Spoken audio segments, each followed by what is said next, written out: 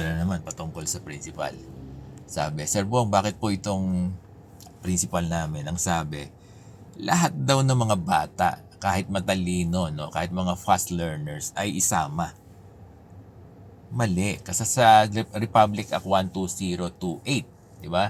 12028, yung Republic Act, Aral Program, sinasabi doon na yung mga batang bumagsak sa mga learning areas, yung mga batang bumagsak doon sa PhilIRI, sa RMA tools, no? CRLA, meron pa ba? Mga tools, 'di ba? Yung mga slow learners, yung mga low performing na mga bata, naka-indicate yan dun sa Republic Act na sila lang. Oo.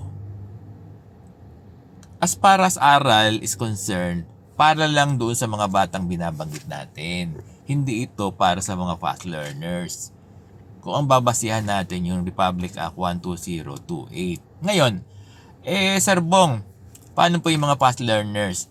Hindi naman din natin dinideprive yung mga estudyante natin na fast learners na magkaroon din ng program para sa kanila. Kaya lang, dahil instruction ito, no? Yung pagbibigay ng program para sa fast learners. Actually, meron tayo niyan. Meron naman tayo niyan.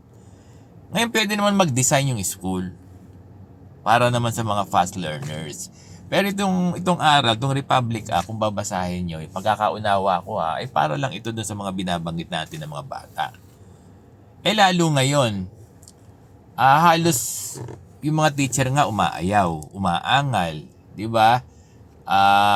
Ang hirap kumuha ng ma-encourage, ma-motivate ang mga teachers natin for aral program. Tapos, yung principal nyo ay sinasama pa lahat.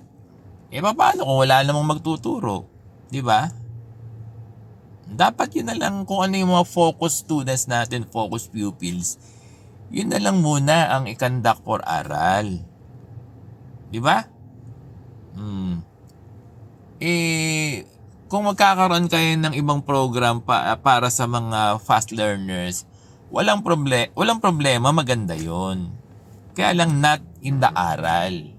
'Di ba? Not in the aral na may guidelines, kung sino yung mga mag-a-undergo ng aral. Dapat sundin lang kung ano yung sinasabi ng aral program. That is my understanding, no?